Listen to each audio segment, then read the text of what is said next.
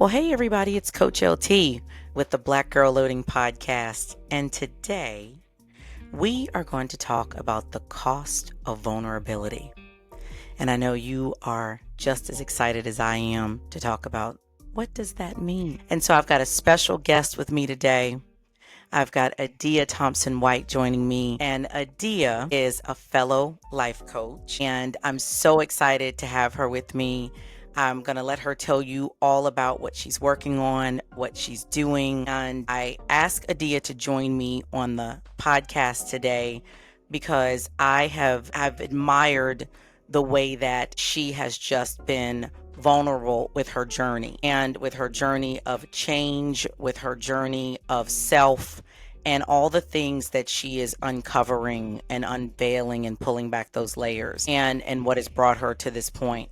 And I wanted her to come on this podcast so we could talk about vulnerability with Black women and what that means in society today, what that means in corporate America, what that means in our lives as significant others, as spouses, as mothers, and how we can allow ourselves to be more vulnerable and to live this soft life that we've been talking about. So I want to welcome Adia to the Black Girl Loading Podcast. Welcome, Adia. Thank you for joining us. Thank you so much for having me. I am excited to be here and I love what you're doing with Black Girl Loading. Thank you. Thank you. And Adia not only is a fellow life coach and just an amazing person, she's also, a fellow JMU alum. So she's near and dear to my heart. I know we go way back. Absolutely. I want you to just open us up and talk to me about what's brought you here. You're a life coach, you're helping people transform their lives to discover their true selves. And I know I talked about watching you and your journey, and I've loved to see it. But talk to me a little bit about what's brought you here now and brought you to this space that you're in now. Sure. I'll say I came to this space kicking and screaming. I, I did not I did not start out saying, "Hey, let me, put all my business out on social media and, and be completely transparent and vulnerable." But I'll go back just probably back to 2018. The end of 2018, I had a mental health crisis and really fell into a major depressive episode and started therapy. Started on medication because I was diagnosed as clinically depressed and with anxiety. And so I started on medication and I didn't see anyone around me talking about the pressures that we as Black women face and what got me to that point. And I really felt kind of alone in that situation and really isolating. And I just kind of heard God say, well, if you don't see it, then you need to be it. And I was like, yeah, so I don't really like to talk to people. I'm an introvert. Like, I don't know, God.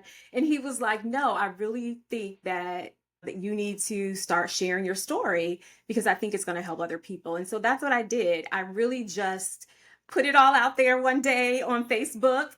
And it was so hard. I could send and close everything down and pretended like it didn't exist for a little bit because I was a little afraid of what the feedback would be. But from that day until now, I hear from so many women who say, thank you for sharing your story. Thank you for being transparent because we don't talk about these issues, particularly in the Black community. And Right. so I really think that now is the time that we need to be an example for other people and to just show what it looks like to live authentically and to be completely vulnerable. Yeah, I agree. When we start talking about it, you find there's so many other people that have gone through what you've gone through, people that Absolutely. have been through it, and you're like, why have we never talked about this before, right? Why, Exactly. to be able to be vulnerable, to share our pain, our challenges, our Yeah, well, I think it's completely cultural. I mean, going back to the beginning of time, actually, we were trained and taught to be strong Black women. We were taught to be the backbone. We were taught to be the Mhm. pillars of our community. And so when you carry that, persona, when you carry that load, then you don't want to see a crack in the armor, for better words. And so we have just been it's kind of been ingrained in us that we have to be that strong person and that we should not show weakness. And it's been to our detriment. And it's ultimately what led me into my mental health crisis because I felt like I had to do everything. I had to be everything to everyone. And it's because that's what we've been taught. Yeah. Yeah. We're always taught to, push through. What we always say, you don't cry at work. Right. You don't show your vulnerabilities. You don't tell everybody your business. Those are all the things we've always Yeah. heard growing Yeah. up. At least I know that's what, I always heard growing up. And, my friends have similar stories that's, I think it's ingrained in us as Black Yeah. women.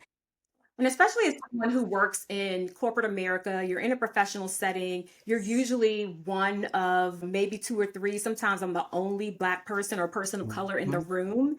And so you feel like you're carrying the weight of your entire culture on your back. And so you feel like you have to show up a certain way. And so, yeah, that definitely is something that's been ingrained in us.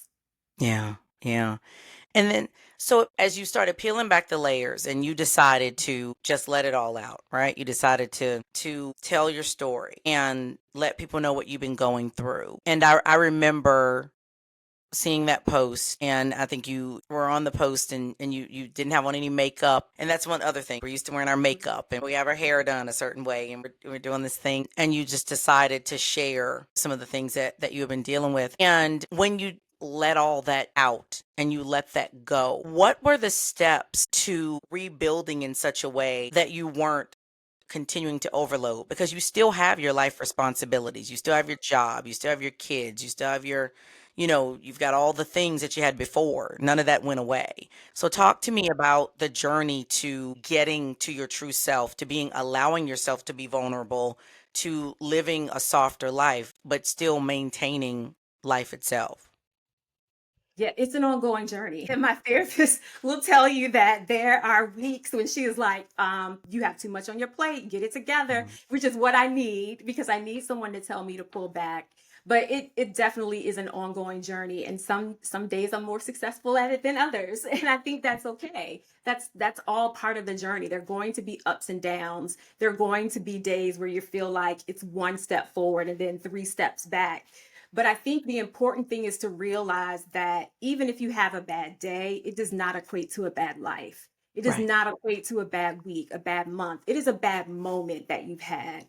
And I think just reframing my perspective on, what it means to carry a load, what it means to be a wife, a mom, a professional. I'm in a sorority, I'm a friend, all of those things. And I think just allowing myself the space and the grace to mess up Yeah.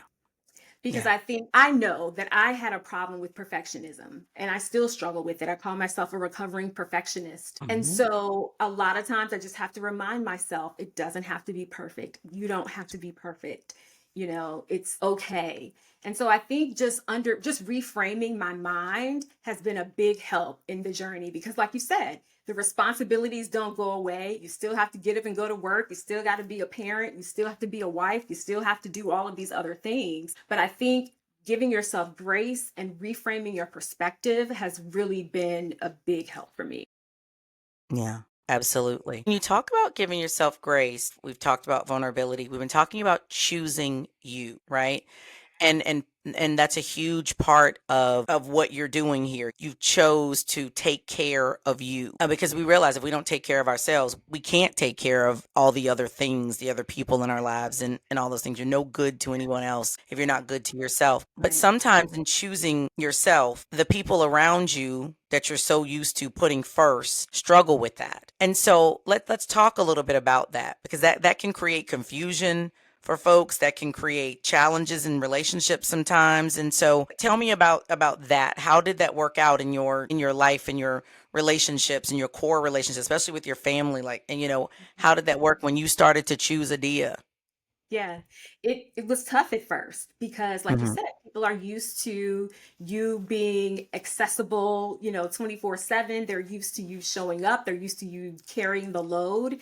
And so it was very difficult at first. One thing that I really had to define are boundaries. And I had to decide for myself what I wanted those boundaries to be. And once I defined those boundaries, that was the easy part. The hard part has been enforcing those boundaries with other people Sticking to them. Right. and sticking to them. And, one of the examples that I like to give, boundaries are like that toddler that you put to bed that keeps getting up in the middle of the night. They want water. They've got to go to the bathroom. They want another story. And they just keep getting up. And so you just lovingly pick them up and you walk them back and you put them back in bed and you tuck them in. And that's how I treat my boundaries because people are going to test them. They're going to trample over them. They're going to hop, skip, and jump over those boundaries. But you just lovingly hold their hand and you walk them back over that line. And so that's what the process has been for me. It's been teaching other people how I want to be treated and teaching other people what my boundaries are. And it's gone well and it's not gone well. And that's okay because that's also part of the journey. Right. People are used to you being a certain way. People were used to me being a certain way for 40 plus years. And then all of a sudden, wait a minute now. What do you mean she's not Right. doing it? What do you mean? So I have to give them grace to understand that it's going to take them a little bit of time to adjust. But I also have to stand firm in the boundaries that I've set for myself. Yeah. And that is so true. I want all the listeners to hear that because what you've said is so true that when you set boundaries, you're not only setting boundaries for other people, you're setting those boundaries for yourself. Yes. And that those boundaries go both ways. And so as Mhm. you're giving yourself grace in your process, you also have to give other people grace in your process as well because you are evolving and they are experiencing that evolution of you as well. And so they're learning the new you. And it is very important that you have those conversations with the people that are close to you and explain to them, look, this is what I am doing for me whether they like it or not, I mean, that's a them problem, right? But Mhm. but it is something that is absolutely necessary for you to continue and for you to carry on. I love it. I love it. Absolutely. Let's pivot a little bit. So you are work in progress. This podcast is Black Girl Loading. And so we define loading as in every phase in our life, we are loading, we're constantly building, we're evolving, we're changing, we're growing. So, in your life, you are stepping into this place in your journey where you are more transparent, you're vulnerable, you're putting you first, you are in your coaching journey, which I love. I'm super excited about it. You have a podcast, and I want you to tell us about your podcast as well. Because look, we support everybody here. So tell me a little bit about this phase of your life and what you're loading. Yes. So it's really interesting. I'm entering a new phase of life called empty nesting. And so my youngest daughter is graduating from high school this year. And so I've spent a lot of time in the last few months thinking about what I want the next phase of my life to look like. My husband and I have goals for ourselves and, and things that we want to accomplish and we want to travel, we want to do all of those things. But I also have to think about myself as an individual. What kind of mom am I going to be to adult children? What kind of professional do I want to be? What do I want my professional life to look like? And I'm in the midst of a pivot there. So I think that I am doing a lot of again, soul searching, that deep therapy work that is extremely hard, but is necessary when you feel like you're entering a new phase of life. And so I'm doing a lot of thinking about what I want that to be. And then not just thinking about it, but taking steps to put those things in motion. And so, you mentioned the podcast. I'm really excited that I've relaunched my podcast. It's called Talk It Out, Walk It Out. And it's just another avenue for me to share and for me to talk about my journey, but also allow other people to talk about their journeys as well. So I think that this next part of life is just me pouring out, pouring from what I have learned and sharing from what I have learned and what I'm still learning because we are all still a work in progress. Absolutely. I tell you, I don't care what phase of life you're in, there's always something to learn. There is always an area where you can grow. Let me ask you something. You mentioned therapy a number of times, and I've been in therapy when my mom passed away. It started off with grief counseling. And then you uncover some things in grief counseling, and then you're like, wait, but this isn't just about grief, right? There are other things that you unpack there. And so I was in therapy when I started getting super stressed about work and life and learning how to be a mom and learning how to be a mom to a special needs child. And so I needed that for me. And it's been extremely helpful. And I tell people all the time, look, I go and get tweaks and tune ups when I feel like I need them. And I'm not shy about that. And I will speak to that. But when we talk about therapy, it is only now in more recent times becoming something that we are embracing in the Black community. I think Black women have embraced it a lot more than Black men, and Black men are starting now to embrace it. But I want to talk about that, your journey to therapy. I know you said you were diagnosed with clinical depression and when you were feeling some type of way. But what was the ultimate thing that made you decide, hey, I need to go to therapy? I need to talk to a therapist. And what keeps you there? And then what would you say to people that are apprehensive about therapy or that are on the fence about Yeah. seeking therapy? I think what let me know that, first of all, there was an issue, people around me could see that there was something wrong with me. Hmm. And I knew that there was something wrong when I couldn't get out of bed. And I could show up for work, I could do the basic things, I could take care of myself. But as soon as I came home from work, I would get into bed. I would be in bed for entire weekends and not get out. And Hmm. so ultimately it was my husband, and I recognized that something was wrong, and I was like, there is something wrong with me and I don't know what it is. And my husband is a counselor, so he's a trained psychologist. And so he said, I think that you need to talk to someone. And I had tried therapy many, many years ago at a time when I was completely stressed at work. And so it was kind of like a one time thing. I had maybe 2 sessions with someone, and they just helped me kind of get over that hump.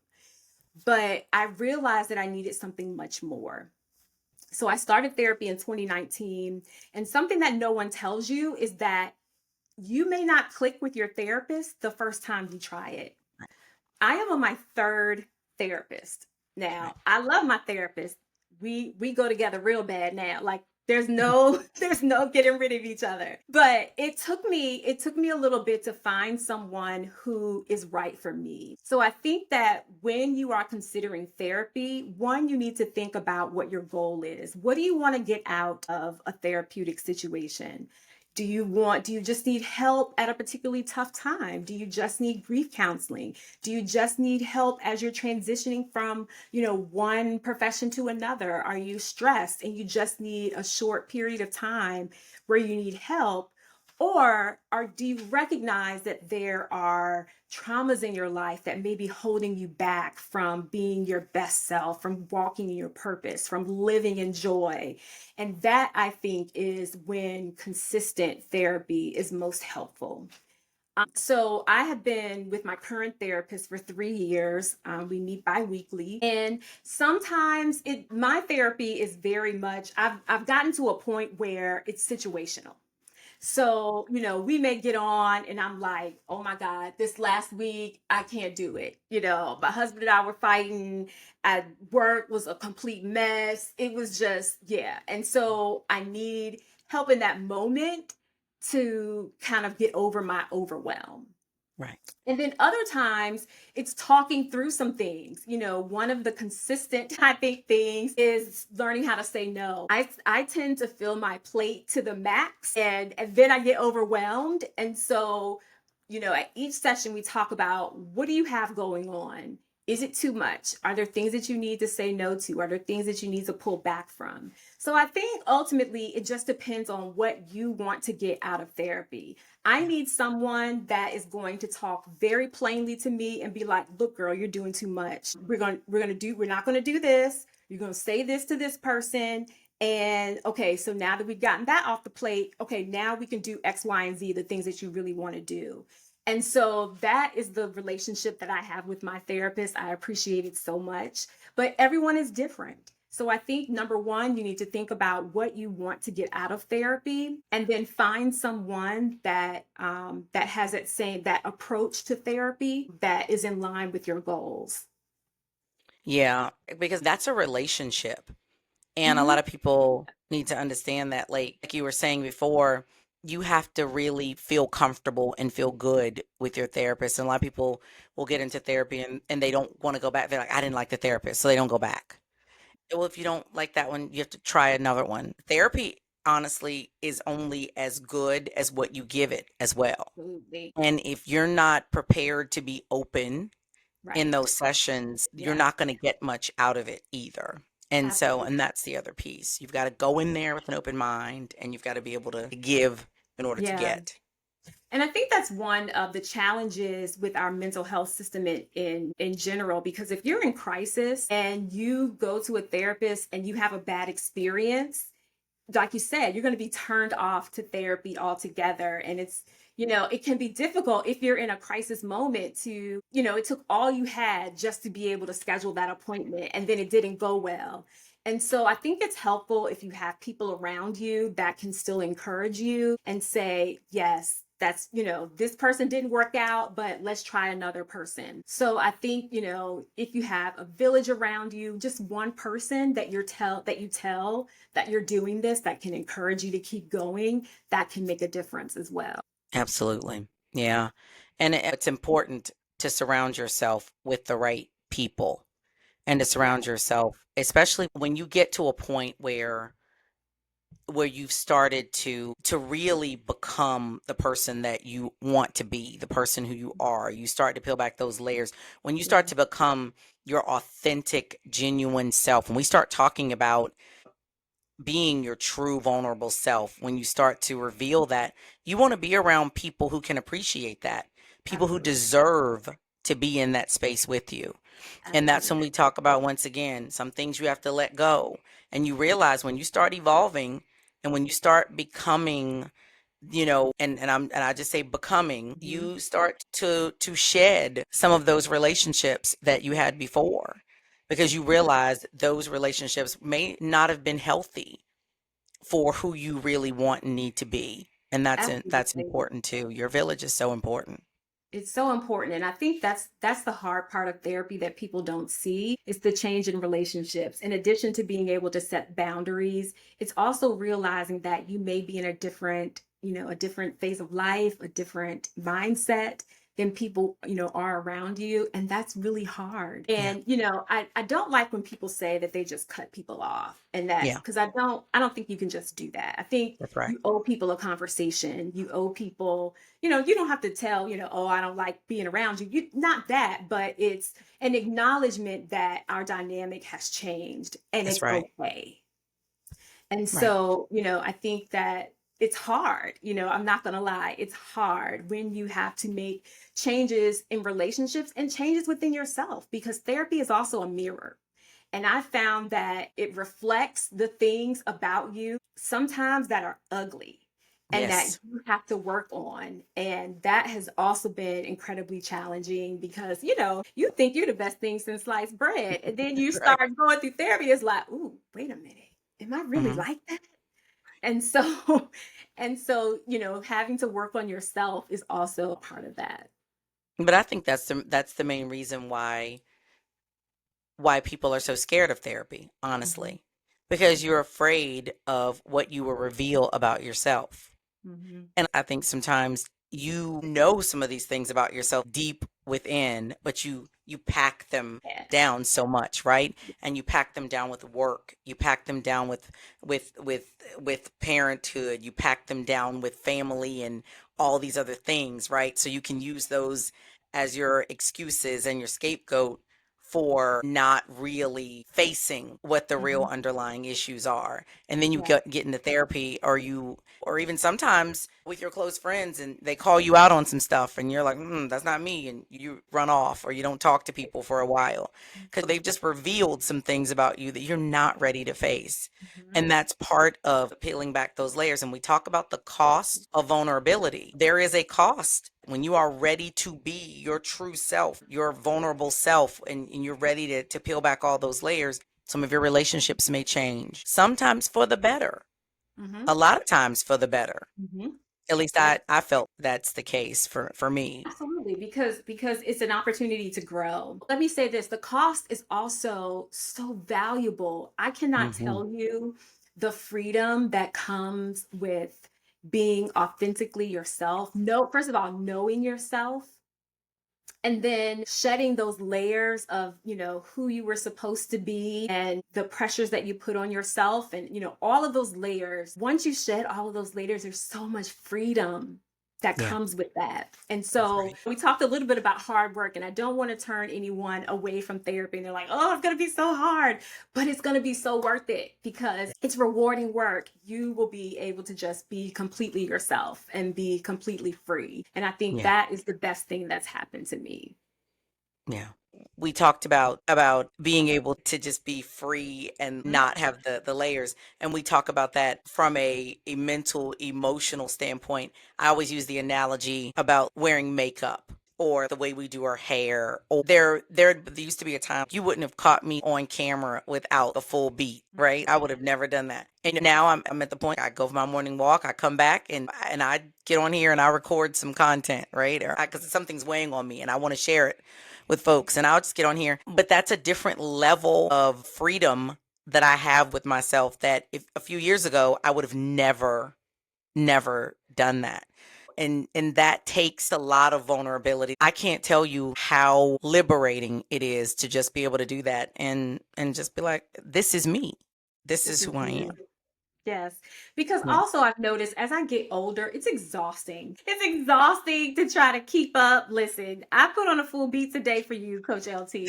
But let me tell you, when I'm working in my home office, these people at work see me on Teams. They do not get this because because it's time for all of that in the morning now. Of Yeah. course, I'm looking put together, but I'm just saying that, you realize that there's so much more important things Yeah. and your time and your energy can be spent on other things. And there's nothing wrong. Listen, I love makeup. I love fashion. Me I too. am the one I put on a whole outfit that you can't even see. But I knew, but when you look good, you feel good. And Right. so I just, I choose those moments rather than feeling like I have to show up that way every day. That's right. Right. And there's when you are. I love makeup all day. Makeup is one of my favorite things. What I spend way too Mhm. much money on. I love it. I love different hairdos and things like that. But like you were saying, there's a difference between choosing to do it or feeling like you have to do it because you Mhm. feel like you have to look a certain way in order to be able to present yourself. There is something to be said about just embracing our natural beauty. And we have so much natural beauty. I don't care what kind of flaws you might have. We've all got some hyperpigmentation. We all got some things going on, but we all have an element of natural beauty. And there's a level of confidence that I think you have to have within yourself in order to be okay with that and to be able to be comfortable being in front of people with that and just let go of what the world thinks of you and being comfortable with you. And that's easier said than done. It is. Much easier said than done. So, but I love it. I absolutely love it. Now, we're going to talk about something before we wrap up because as we start talking about being confident and being comfortable with some things, I'll go without makeup and all that stuff. I'm not going to run around here in a bikini because I'm on my weight loss journey. But I ask you a question before Okay. we got on this podcast about what brings you joy on your journey. Yeah. And you talked about some things that bring you joy. One of the things you talked about was your weight loss, and I wanted to get into that. Yes. So what brings you joy on this journey? So a few things bring me joy. One is just freedom, just being able to live and speak authentically and be myself brings me so much joy. And helping other women do the same, that brings me so much joy when I get messages from women that are like, thank you for sharing that. That really helped me today. That brings me joy. And then I mentioned I'm parenting young adult daughters now, and so our relationship has changed, and it's really fun. It's a fun time, and so that brings me joy. And then I talked about losing weight. I've lost 60 pounds in the last year, and I had to because I was on a path to death, and that is not any exaggeration. And I was scared straight. And so over the last, it's been almost exactly a year now since I started this journey. And I am the healthiest that I've been in probably the last 10 years. I feel better than I have. I have more energy. My numbers are all back in, where they should be. And that brings me joy. And of course, I love, I had to throw out a whole wardrobe and now I'm building a wardrobe. So I love, I'm back shopping and do that, but that is secondary to just how I feel inside. And that really has brought me so much joy. That's amazing. That is wonderful. And when you feel good on the inside, it shows on the outside. It Yeah. definitely does. Like I always say that when you start feeling good inside, it pushes out and you can see that and you can feel that. And granted we're not in the same space, but I can feel your positive energy and your energy as we're talking. So I love that. So you're on your journey and I love every bit of it. I love when you say parenting adult children like because a lot of people they don't think that when their kids become adults they're still parenting children, but your kids are always going to need you. a, Role just changes a little bit. Yeah, you're always going to worry about them. You're always going to be their parent, but your role changes and you have to put a lot of trust in what you've done before and that what you've done before will carry them, further into their lives. And so, but it is a fun time. It's a different dynamic and you just have to believe that God has, is going to continue to be with them and guide them. do you feel now at this point in your life and in their lives that you all can say that you are friends? Are you there yet? It's so funny with my oldest because she's a little bit older. She's in her early 20s. And Mm. so we definitely have morphed into that kind of friend role where we can kiki, we can, Mom, guess what? This happened, and so that is fun. And I feel, a little bit of pride in the fact that we send TikToks back to each other. That's like Mhm. what we do. Okay, And that's next so level. Okay. yeah, and so, because she doesn't live here, and so, that's our way of kinda staying connected when we don't talk or FaceTime, and the ones that make me so happy are the TikToks that she sends me that says, "Mom, you said I would never be one of your little friends, and now look at me." And now he's one of my little friends. And so, but it's the truth. I mean, you're still their parent, of course. There's still a boundary that exists, but you become more of an advisor and you learn that they're going through some challenges that you faced. And so one of the Right. things that I'm really proud of is that when I started my mental health journey, I was very open with my children because I I was just gonna didn't ask you want that. them Okay. to go through the same things that I went through. And Yeah. so I spend a lot of time, helping them ensure that they have good boundaries. Right. We check in on our mental health. How are you doing? How are your friends doing? I've extended that to their friends, especially when my oldest daughter was in college. It's very stressful and you become mom to their friend group, and so it's like I'm checking on them too. How are they doing? Do they need anything? So you just morph into a different role, but it is a fun time. Good, good. Yeah, and I'm glad you brought that up because I was going to ask you, how are you talking to them about mental health and helping them learn how to do those checks for Mhm. themselves because these things can creep up on you before you even Yes, realize it. And in being in college, especially, college is stressful. And young very. people now, they're growing up in a very different time where I feel like their time now is a lot more stressful than Yeah. our time was. And I think your daughter's in med school, so I can only imagine the Right. Yeah, level of now we stress that we she ramped it up has. to another level of stress.